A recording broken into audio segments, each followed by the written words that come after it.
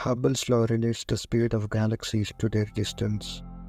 By using the redshift of different galaxies, astronomers were able to estimate the speed at which they move away from us. However, it is quite challenging to determine the distance of galaxies. In this video, I discuss how astronomers were able to estimate the distance of galaxies, which ultimately helped in the formulation of Hubble's law.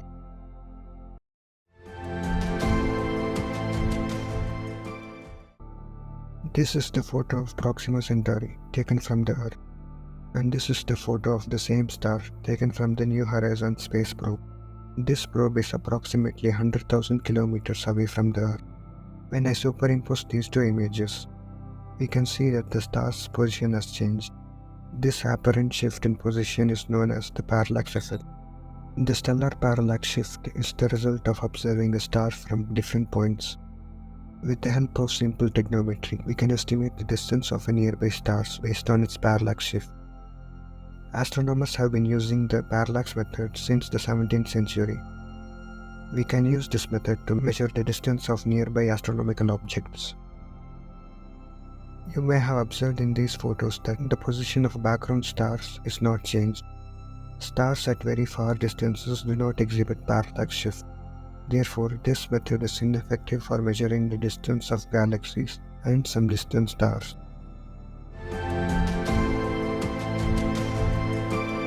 The brightness of a star is the measure of how bright it appears from the Earth. It depends on how far away the star is from us. The brightness-distance relation follows the inverse square law. This means if an illuminated object is displaced twice its initial distance, then it will appear 4 times less bright. In astronomy, the term luminosity refers to an object's actual brightness. It is impossible to directly measure the luminosity of astronomical objects. The brightness, luminosity, and distance of a star are interrelated. If we know any two quantities, the third quantity can be calculated.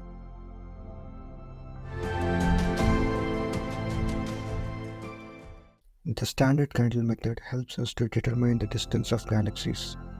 In this method, stars of no luminosity are classified based on their types. Cepheid variable stars is one of the popular classes of standard candles. A very interesting property of this class of stars allows us to find their luminosity. These stars exhibit periodic variations in luminosity with a distinct amplitude and period. In simple words, stars that are brighter will pulse more often than stars that are dim. This graph shows the relationship between luminosity and period of pulsation for a few Cepheid variable stars. The straight line indicates that they follow a linear relation. To determine the luminosity of stars that belongs to this class, the pulsation period of the star has to be measured. We can mark the measured pulsation period in the x-axis and obtain the corresponding luminosity from the y-axis. By finding a standard candle in galaxies, astronomers were able to calculate the distance of various galaxies. Even the standard candle method has its own limitations. For example, when stars are too far away, it can be difficult to determine which class they belong to. The vastness of the universe makes it impossible to measure distances with a single method. In astronomy, a series of methods are used to measure different ranges of distance.